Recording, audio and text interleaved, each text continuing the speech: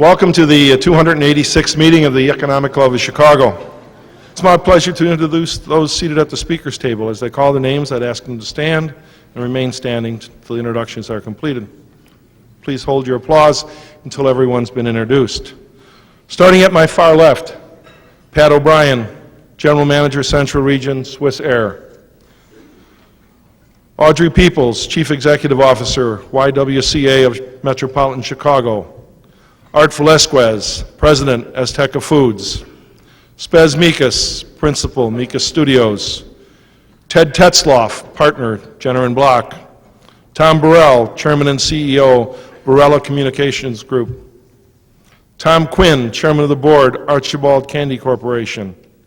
Miles White, Chief Executive Officer, Abbott Labs. Terry Savage, Chicago Sun-Times financial columnist and author, and Chair of the Questions Committee. Tom Cole, Chairman of the Executive Committee, Sidley and Austin. Dick Kaiser, Chairman and CEO, W.W. Granger, and a member of the Board of Directors. Bill Osborne, Chairman and CEO, Northern Trust Corporation, and a member of the Board. Linda Johnson Rice, President and COO, Johnson Publishing Company. Leo Mullen, President and CEO, Delta Airlines. Lester Crown, Chairman, Material Service Corporation, and a member of the Board. Jim Farrell, Chairman and CEO, Illinois Toolworks, and Chair of the Program Committee. On my far right, Melody Hobson, Senior Vice President, Ariel Mutual Funds and Ariel Capital. John Turlato, President, Pacific Wine and Spirits. Laura Bellows, Principal, Bellows and Bellows. Bob Mariano, former President and CEO, Dominic's Finer Foods. Don Lubin, Partner and former Chairman, Sun and Shine Nathan Rosenthal. David Weinberg, Chairman and CEO, Judd Enterprises. Su-Ling Chin, Chief Executive Officer, Flying Food Fair, and a member of the Board. Allison Davis, Managing Member, Davis Ditton. Vern Istock, Chairman of the Board, Bank One Corporation, and a member of the Board.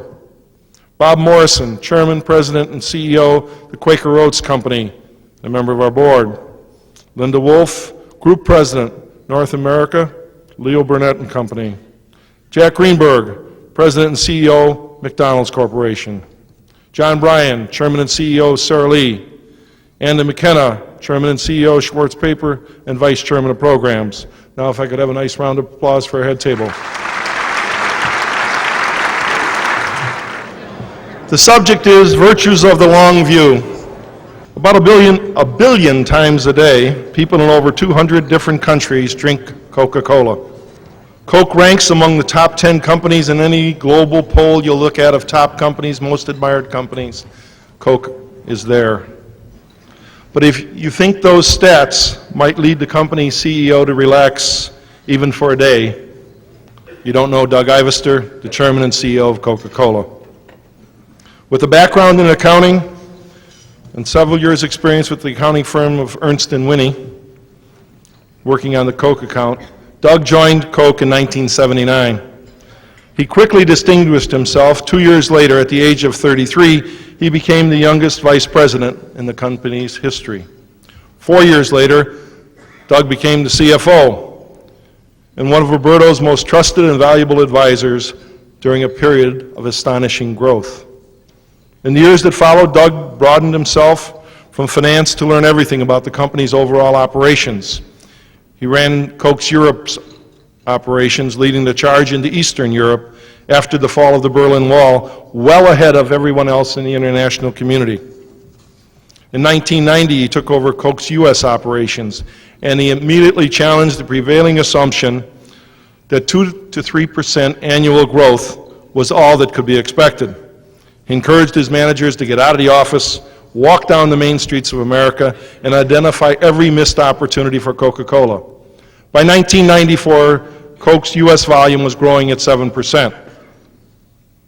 His work ethic traces back to his rural Georgia childhood, where he began working at the age of 8 and never has stopped. By high school, Doug was working 35 hours a week on top of going to school. That same drive to self-improvement helped him transition from accounting to marketing and ultimately to CEO. He spent 3 years on Saturdays being tutored in marketing for 6 hours at a time. Today he talks about Coke as a learning organization where lessons acquired in one market will be shared instantly with every other division. The company is wired globally with the latest information technology system, allowing for instantaneous 24-hour worldwide communications. He's overseen the consolidation of the company's bottling operations, which were broken up over the course of the 112 years of Coke's business. Today, Coke is the largest soft drink bottling operation in the world. Doug's very active in civic affairs in Atlanta and around the country. He's on the board of Georgia Pacific, the Grocery Manufacturers of America, and SunTrust Banks. We're happy he carved out this evening to be with us and to speak to the Economic Club. So let's all welcome Chairman and CEO of Coca-Cola, Doug Ivester.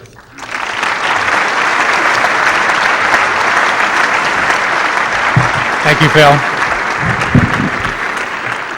And thank you, ladies and gentlemen. Good evening. I really appreciate the opportunity to be here, particularly in this wonderful room. I think this is one of the most spectacular rooms I've ever been in. The Economic Club of Chicago has become one of the leading forums in this country, and I'm certainly flattered by the invitation to be here. I actually feel right at home in Chicago. Chicago is home to our friends from McDonald's, our largest customer, and home to your local Coca-Cola bottler, our friend Marvin Herb. Now, being in Chicago, I was tempted to begin tonight with some easy joke about the Bulls without Michael Jordan. Instead, I'll just bring sort of embarrassed greetings from the home of the team that lost to the Bulls without Michael Jordan. I was intrigued, however, by something that I read around the time that Michael Jordan was retiring. I read that Jim Brown, the football player, was one of those who urged him to retire. And Brown said, and I quote, "You can never top yourself. Once it becomes you versus you, the older you is going to lose." Now, you versus you. Is that one battle that the best in business as well as in sports are destined to lose? Is that the view that we should take? Always comparing with the flashy young star, comparing to the established veteran, with the kid always coming out on top. It's probably true in sports, but I'm not sure it's true in business. I've been thinking a lot about that lately, reading one piece after the other, suggesting that companies like ours just aren't built to play in the global arena that's so turbulent today. One day earlier this month, I woke up, picked up the Wall Street Journal, and saw my picture right on the right-hand column there on page 1. And above it was this headline, "Burst Bubbles. Aggressive push abroad dilutes Coke's strength." And under my picture it said the following: "After spending the last decade expanding aggressively overseas, Coke is now witnessing the downside of its growth strategy. The worst may lie ahead." Well, my mother liked that little picture.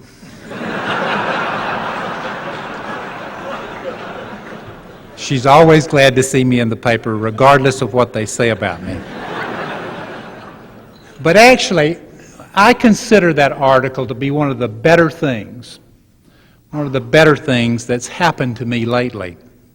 Not because it prompted us to change our strategy, far from it, but because it prompted me to reflect anew on what our business is all about and actually what any business is all about. I'm sure that many of you who work in international companies are facing the same kind of issues today. So let me share some thoughts with you tonight from our perspective. Now, I'm going to talk about Coca-Cola because it's the only story I know how to tell. But I hope that you might find something that will relate to your business.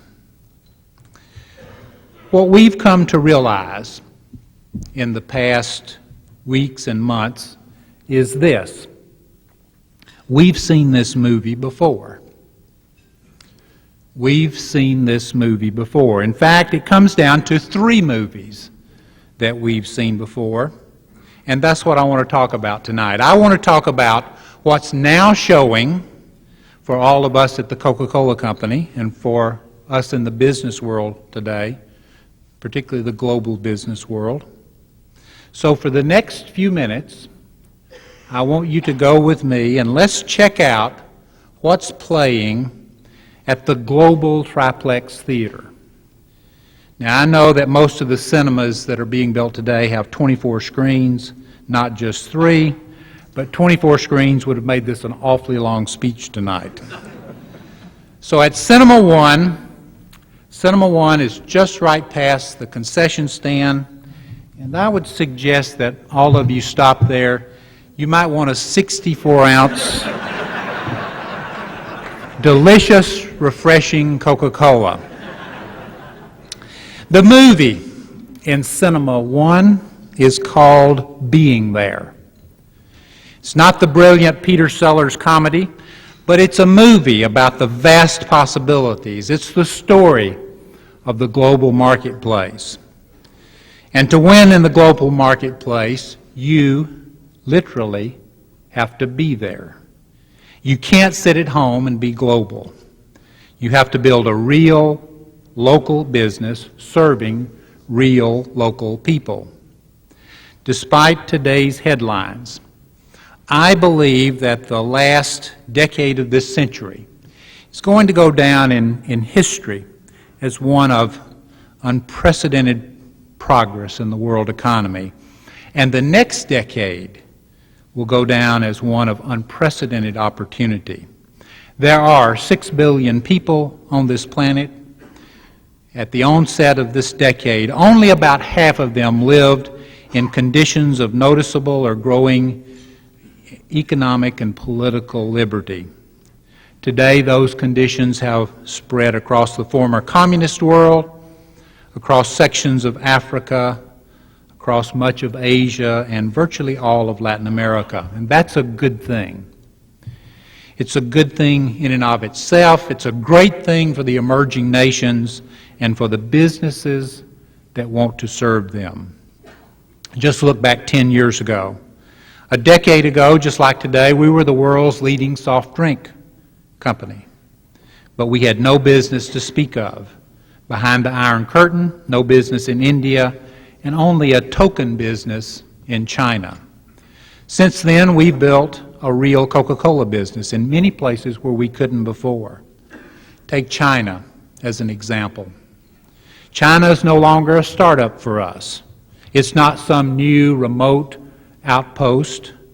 It's our 7th largest market. We sold almost 400 million cases there last year, about 10 billion drinks.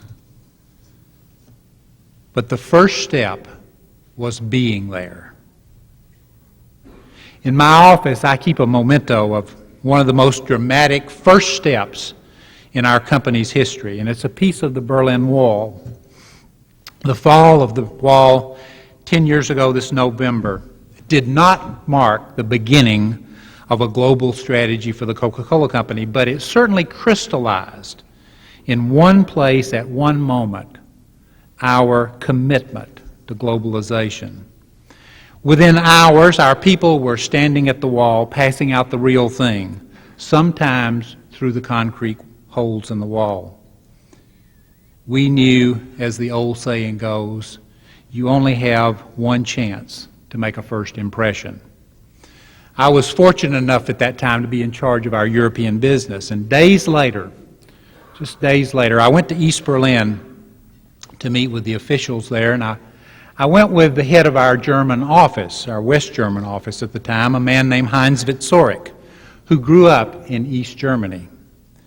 We did some research.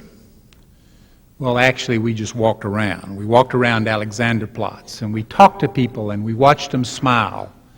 We asked them what they were drinking. We asked them whether or not they liked Coca-Cola. Sometimes we just shaped our hands like the bottle, didn't even tell the name, but they recognized it. Heinz and I decided that we would sell as much Coca-Cola as we could, as fast as we could, even before we knew how we were going to get paid. The currency wasn't convertible yet, and we built a tremendous exposure in East German marks. And I can tell you, if that had been a wrong bet, you would have probably had another speaker here tonight. But our presence and our commitment paid off. By 1995, per capita sales had risen to the level of Western Germany, which was already a strong market for us. As we look around the world today, we know two things are true. Every day, people are going to get thirsty. And we today sell only about 2% of the beverages people drink every day to survive. Our business is only starting to take off. In the United States, the average person drinks more than one of our products every day of the year. And by the way, that number is growing. 10 years ago, we sold about 3 billion cases in the United States. This year, we should sell around 5 billion cases in the United States. Meanwhile, the average Romanian drinks about one of our products every week, and the average resident of India drinks less than one a month. There is actually a technical term for the wide disparities in market conditions. It's called opportunity. Now, I have to chuckle when I read that some analyst is fretting about our global exposure. I hate to tell them, but that's the idea. In these times, when half the world's marketplace has opened up in just the past decade, we think being there is an excellent movie. We think being there is a pretty good business strategy, too. Now let's go over here to Cinema 2. It's just past, if you walk by the concession stand, there's a vending machine standing over there. So you might want to get a 20-ounce Coca-Cola and move right on into the theater, where on Cinema 2, the movie is Out of Sight. It's not the George Clooney movie of last year. It's the story of companies that disappear from turbulent markets once the going gets tough. Last month, I had an opportunity to participate on a panel with Jack Greenberg on corporate responsibility at the World Economic Forum. I noted in Davos that there is more to corporate responsibility than corporate citizenship and philanthropy, as vital as those two elements are. We recognize that the chief responsibility of a corporation is its day-to-day business. And the chief benefit for communities is the explosion of local economic activity, of jobs, opportunities that a successful business generates. Research has determined that for every worker inside the Coca-Cola system, that is our company and our bottlers, the Coca-Cola business generates as many as 11 jobs outside in the supply industries and in the trade sectors.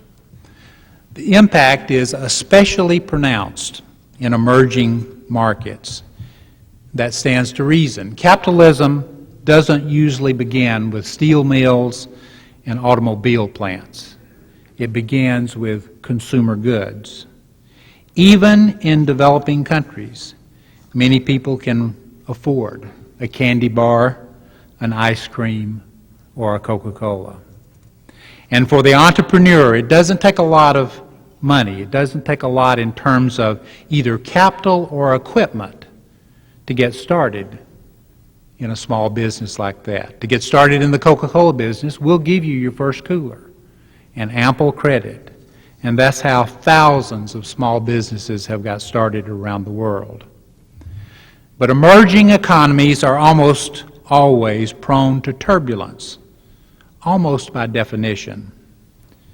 And it's then that those communities and those nations rely most on the continued support of their partners. There's probably no major economy in worse shape today than Russia. Despite that, we continue to build our brands, invest in our system, market our products, even when others have left. In fact, we've just signed a brand new 8-year sponsorship with the Russian national soccer team. It's the right move to build the Coca-Cola brand in the long term, and honestly, we think when the Russian crisis is over, when Russia emerges from the crisis, and they will, they're going to remember those who stuck by them and those who didn't. We believe sticking by the communities that we serve, staying focused on the long haul, isn't just the right thing to do for our business, it's the right thing to do, period. Simply put, companies, yours and mine, can't just be in a country for the good times only. We never want to appear in anyone's remake of Out of Sight. Finally, we come to Cinema 3, right back here. It's past another concession stand. You might want to have Fruitopia as you go by there. Playing in Cinema 3 is one of my favorites.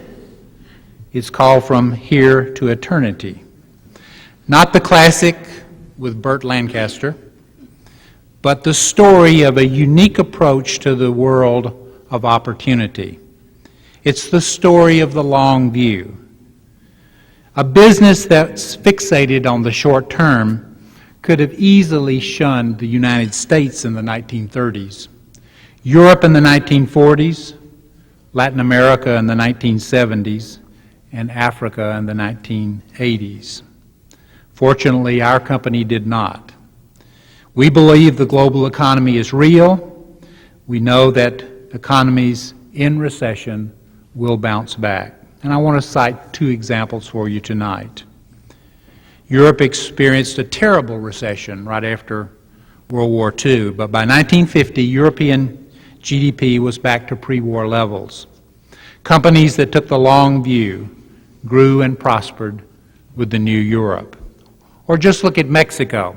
In this decade, the peso lost roughly half its value in 1995, but stabilized in 1996, and real GDP rose 5% in 96, 7% in 97, and an estimated 5% last year. We made the decision to stay the course in Mexico, kept investing, kept building our brands, kept improving our system. And today, Mexico has the highest per capita consumption of our products of any major market, even higher than the United States. That same approach that we took in Mexico, we're taking today in Southeast Asia, in Brazil, and even in Russia. I believe the long-term success of our company is testament to the virtues of taking the long view. The long view teaches us that economies, especially growing economies, will hit turbulence. But the long view also teaches us that the trend over the last half century, especially the one of the last 10 years, is one of economic growth.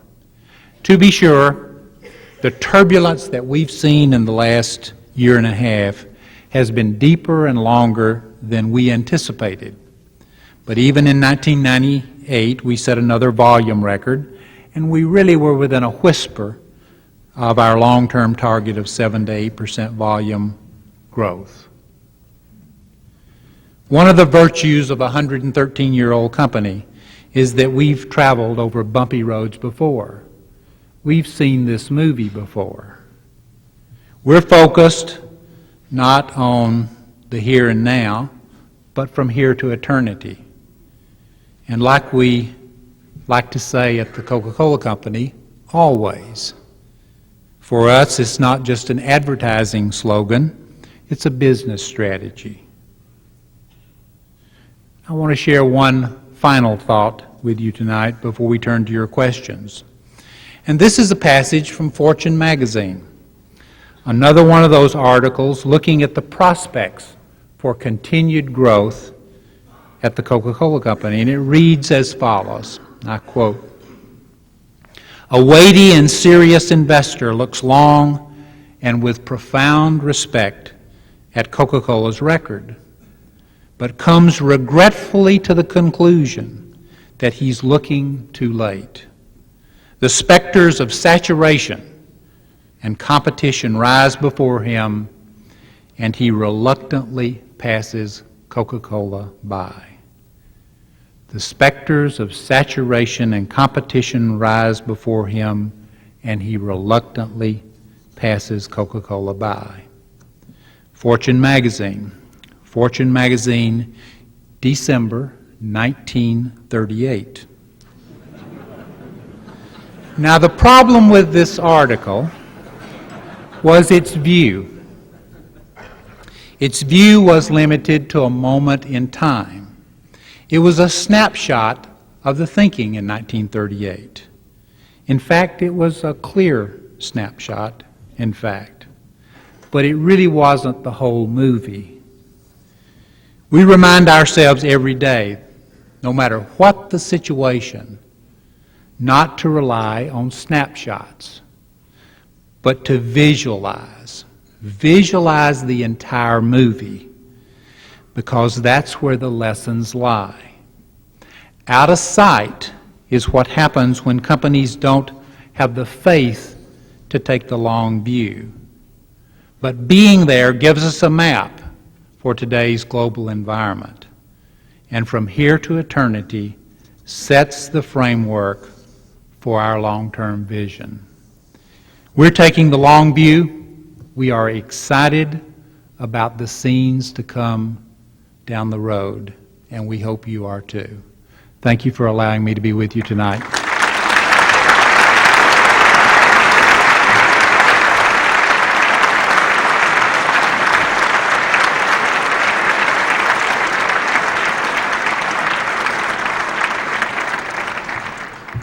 Well, thank you, Doug. We enjoyed the movies. We take the longer view.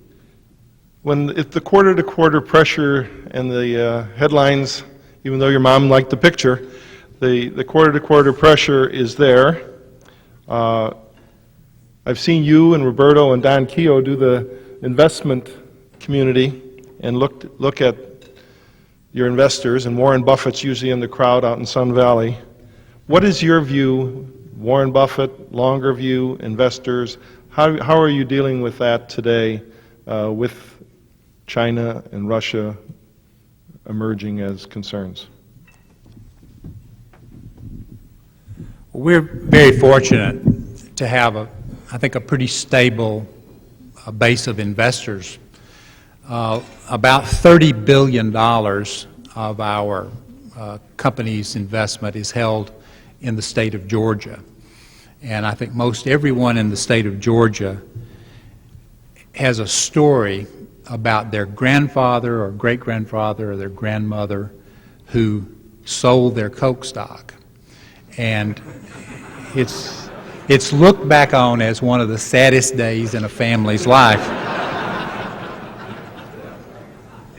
So we understand, and we have examples around us, and we all have neighbors in Atlanta whose families took the long view, and they really do give us confidence that there is a base of investors out there that has a long view. And we think that really sophisticated investors take a long view. Warren Buffett is on our board of directors. He owns 200 million shares of our stock. It's worth about $14 billion. Warren paid $1 billion for it. So he's got some margin to play with. And so what we try to do is hang on to them a long time, give them some room to play with, and hopefully they'll be patient with us. I think Warren will be there a while. Pepsi, we can't go an evening without talking about Pepsi One and what's going on in the marketplace with that brand. They seem to be doing a lot of things similar to what you've done as far as bottling and now with Pepsi One coming out. How do you see your competition here in the States and around the globe? Well, we have great respect for our competitor. They're a great company, but like all great companies, occasionally they have to reinvent themselves, and they seem to be in the process of doing that in the last couple of years. But as someone said, I think Don Keogh, who was our longtime president, said one time, if our competitor didn't exist, we would need to invent them because we're a better company because of their existence in the marketplace. And you can look at per capita consumption around the globe. We have great per capitas here. Our per capitas in this country are about 400, and we have about a 45 share in this particular market. So the competition over the years has really built this into being a really vibrant, ever-growing market. So actually the specter of competition we think is one that's good for us, and nothing gets our juices flowing better than a tenth of a share negative swing for us in the wrong direction in any market around the world. And our people get very focused on growing their share, growing their per capitas, and what happens is it lifts the whole industry up.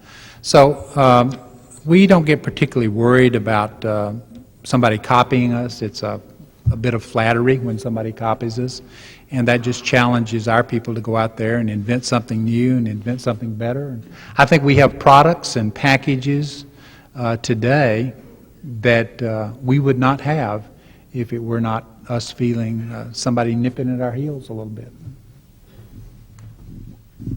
One of the things that you've changed while you were in Europe and then back in the U.S. from a marketing standpoint is you hired a talent agency to really help your advertising agency and linked them together. It really came up with some great ads and some great campaigns. What do you see as the next emerging marketing efforts that you're going to put together? Well, I would probably never stand here and tell 1,000 people what that's going to be, but give us a hint. But I think what we're beginning to look at now is a lot of the aspects of how do you connect into the various communities. And we're beginning to, because of the way you can sort information and data these days, there's such a great ability to dissect a market and understand attitudes in a given market. And, you know, in the United States, it's not a market, it's thousands of individual markets. Chicago is not a market. And by understanding this information, it's giving us the ability to actually go into some communities and work in a way that we never did in the past. Let me give you a very specific example. Now, I'll take you to Harlem.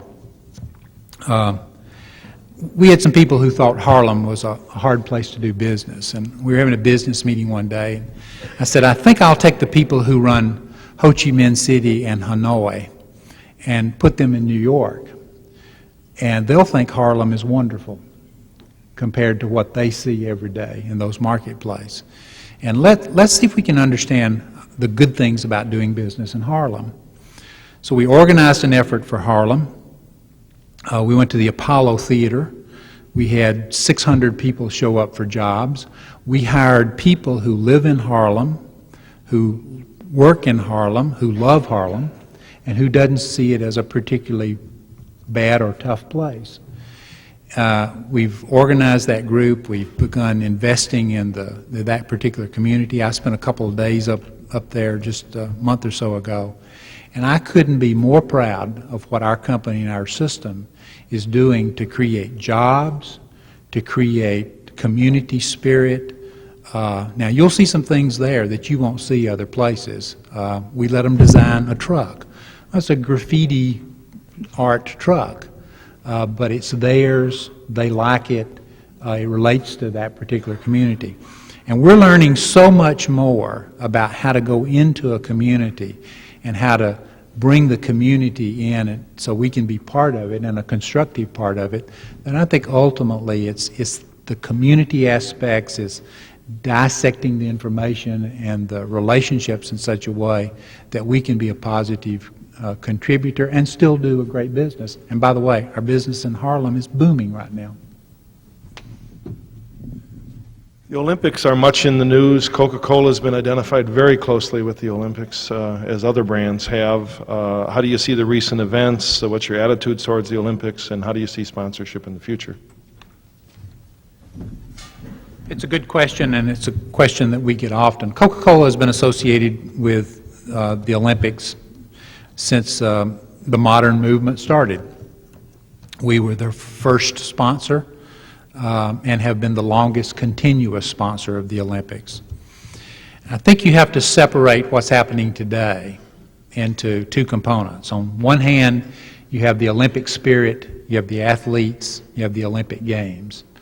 And those are as revered and as special event as they have always been. On the other hand, you have organizing committees and NOCs, which probably need some modernization today, and this crisis will probably cause them to undergo that modernization and will probably equip the organization to go for another 100 years in a positive fashion. But we think today that we've got to separate the two things. I think the athletes of the world certainly deserve the sponsorships and the sponsors' activities that have been placed around it. On the other hand, I've been very upfront with the Olympic officials that they need to modernize their structure and their procedures and their activities, and I believe they're receptive to doing that. So I believe they'll work through it. There'll be a stronger organization, and probably down the road we'll have better Olympics than we would have had otherwise. Thank you. Last question is on management. As I said earlier, you worked with Don Q as a president, Roberto as CEO, and you as CFO, and really built a great company over many, many years. Today you organize the company. You have all of your direct reports, 14 or so, I think, reporting. Maybe it's more on a day. There's a lot better communications. How do you see the changes in management over the last 10 years, and what do you feel about where it's going? Well, I think companies and organizations change and evolve over a period of time. You look at our communication tools, you look at our information tools, the speed of information today, the ease of transportation that we have available as a corporation to us. All of those tools make it much more easier to interface with information and interface with the people. So I think when you take the two things, one, the scope and the density that we see in the company today, our company today, and the tools available for our managers to use today, we have an organization that fits our needs today. And if Roberto were still around, he would be adjusting the organization as I have to meet the needs of the company today. So it's, again, it's back to the movie. You know, these things are not snapshots. It's a continuous movie. You've got to be visualizing your needs. We're working on our information system for the next 15 years. We've got a great information system today. I told somebody the other day, I know it's great, I installed it. 15 years ago I installed it, though, and it's getting to the point where we need another one.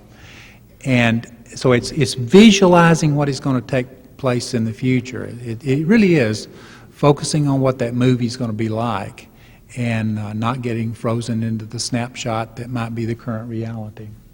Thank you very much. Thank you, Doug.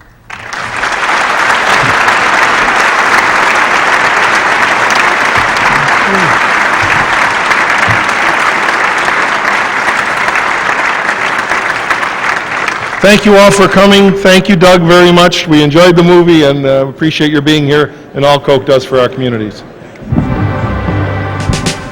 I thought it was an extraordinary speech this evening, and it was very clear and very well directed, I think, for all of us. It really gives you an idea of why Coke is number one. And I don't think it's just because of the long view. I think what you saw with Ivester tonight, the way he was continually pushing Coke, the way he was continually talking about Coke, gives you the two reasons that Coke is the most admired company in the world. It's always great to hear straight from the horse's mouth what the thinking is that goes on at that scale. We've always felt they're a socially responsible company, and Mr. Ivester, it was really great to hear his insights on a lot of global issues.